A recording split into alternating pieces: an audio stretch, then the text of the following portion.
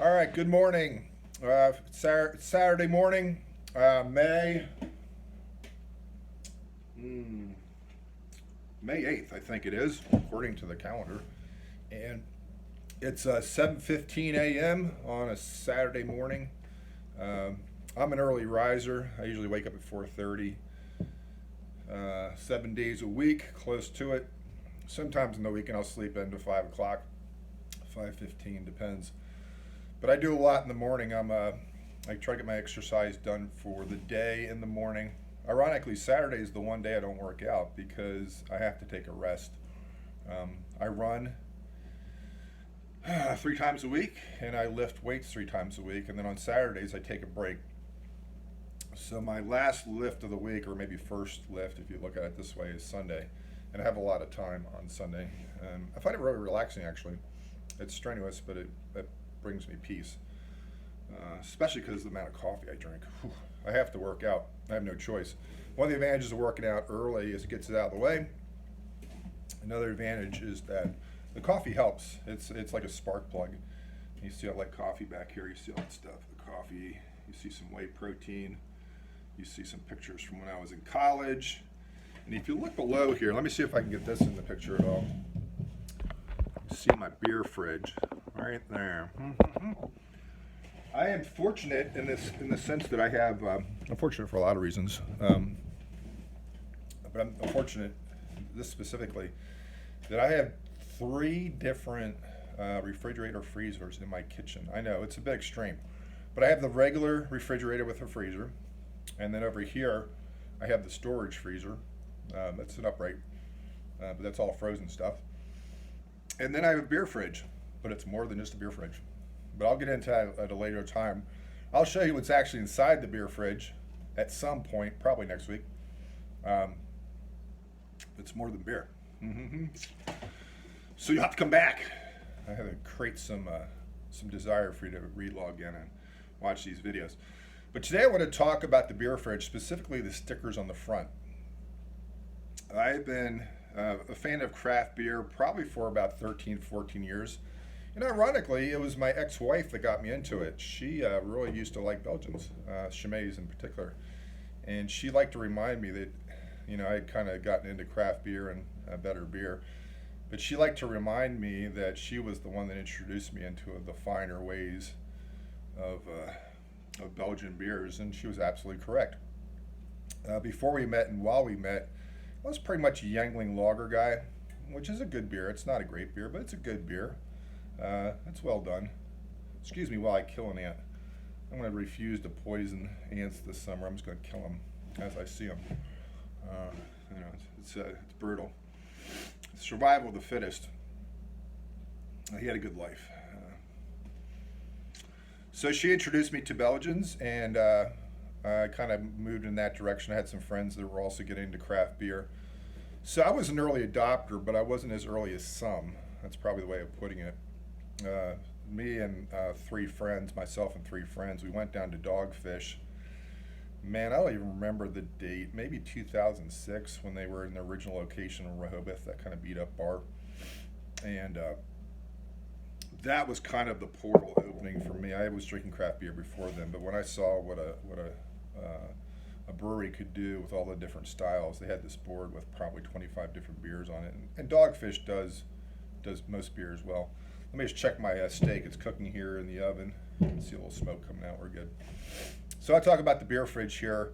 I collect stickers of all the places I've been, and if you look at the beer fridge more specifically in terms of stickers, there's the Northwest, kind of like exemplified by Portland, West Coast. There's the far north, exemplified by Quebec, Portland, Maine, so Portland and Portland. And they're both ports, so that makes sense. There's the south, which is exemplified by some like Florida breweries that I've been to. Not a lot. I haven't been to a lot of them, but I've been to some. And I was really surprised. Like Cigar City down there is exemplary. They must be doing something with their water to make it better because Florida water is terrible. And one of the components of good beer is good water. Pennsylvania has great water. Florida has like high sulfur water, so they have to be filtering that and then re-adding minerals to it. Cigar City is great down there. My mom lives in Sarasota, and there's a brewery that's been down there since like 1989. I was a little bit like, Pennsylvania cred going down to Florida. Like, what are these pikers doing? And man, Cigar City and Sarasota Craft Brewery, I think it is, or Sarasota Brewery. Man, very legit. I was humbled, and they've been at it for a long time, '89, which puts them before almost everybody.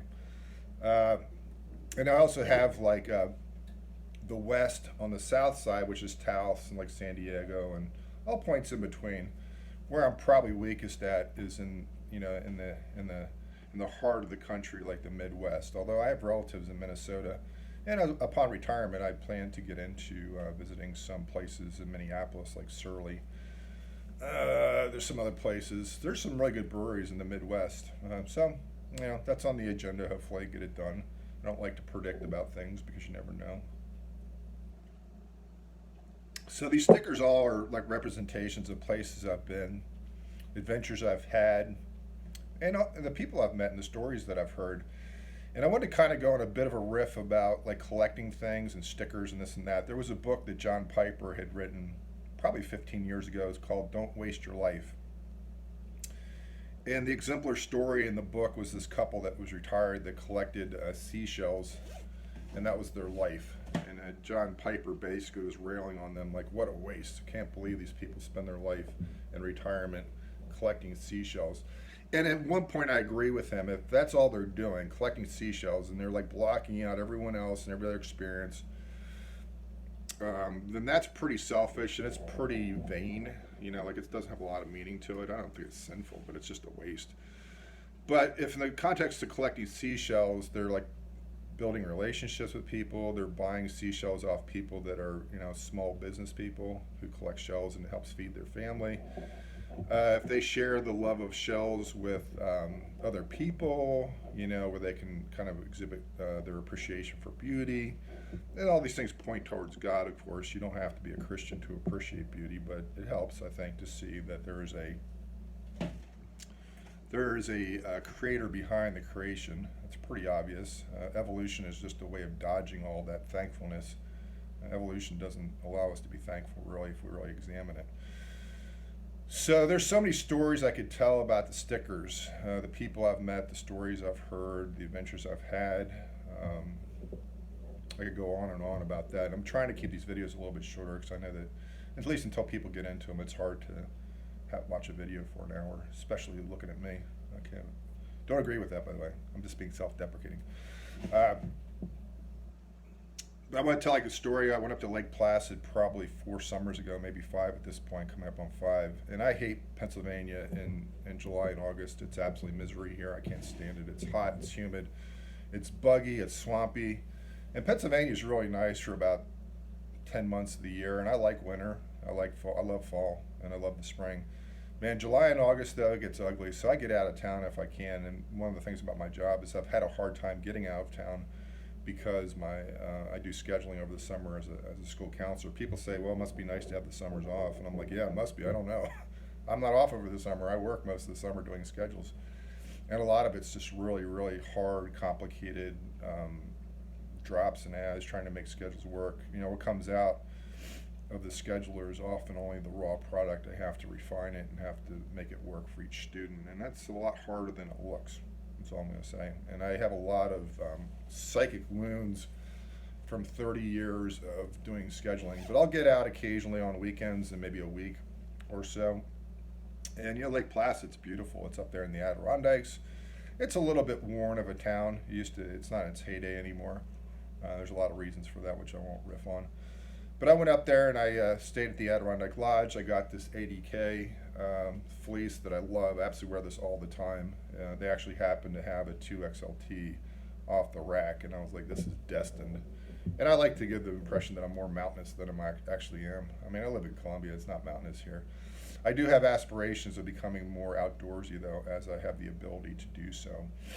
But, time will tell if I'm just going to be a kind of a theoretical camper versus one that actually does it. I have friends that camp, so I like to camp with them because they're very well prepared and kind of got the Boy Scout mentality. I'm just a piker. I'm a suburban, spoiled, rotten piker. I have friends that travel the world and do all kinds of stuff in the developing world. Not me. I like my comfort.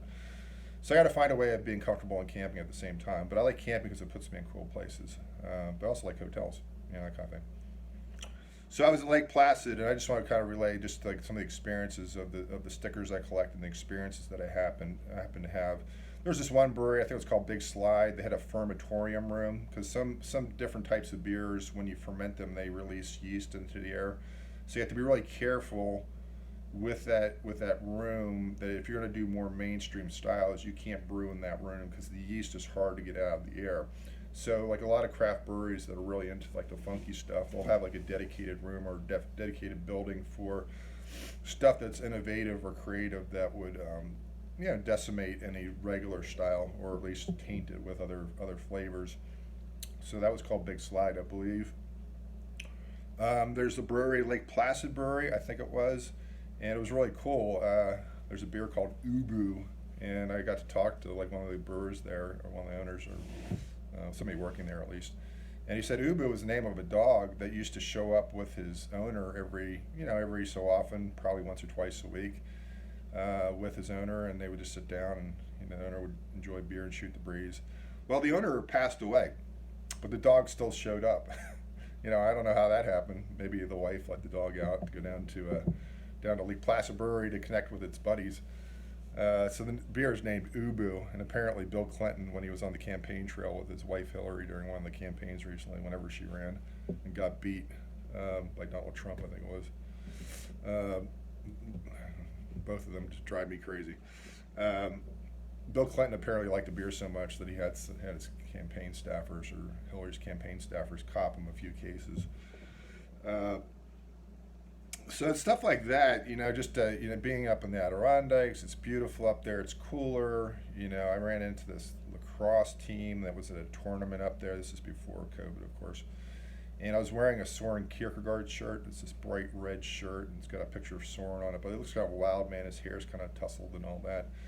And one of the kids, who's probably 21 or something, or 22, he's a college kid playing lacrosse, goes, "What band is that?" And he thought it was a rock band, and I'm like, this is Soren Kierkegaard, the Danish philosopher. We had this interesting conversation about Soren Kierkegaard that they were into. It was actually kind of interesting. They were into the conversation. They were partying their brains out. And it was actually before the lacrosse game, which I don't think their coach would have been in favor of. That's not a little crazy. When you see young guys acting like nutcases, you're just like, oh, you're going to learn, hopefully learn and turn from that behavior. It's not wise to drink a lot, go out and play lacrosse. I don't know. Doesn't make any sense to me.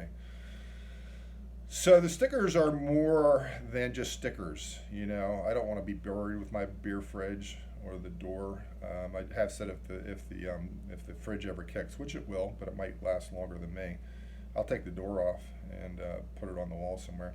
The problem is I've used up all the front. I don't have any more room, so I have like stickers on the side now. So maybe I'll just create a beer fridge shrine at some point. But those stickers convey something about my experiences, and they're reminders. Like this stuff all gets kind of combined in my head at some point. If somebody said, well, what did you do at Portland? Or what did you do either Portland, Maine, or Portland, Oregon? Or what did you do when you were in Sarasota? Or what did you do in the Adirondacks? Or what did you do when you went to like the beer Ommegang up in Cooperstown or whatever. The stickers are just reminders of creating a space and a place in my head about all the good times that I've had meeting people and talking to people. And that's what it's ultimately about. Like, it's a lifestyle. And part of being crafty is it can be exclusive or have kind of the feeling of a cult.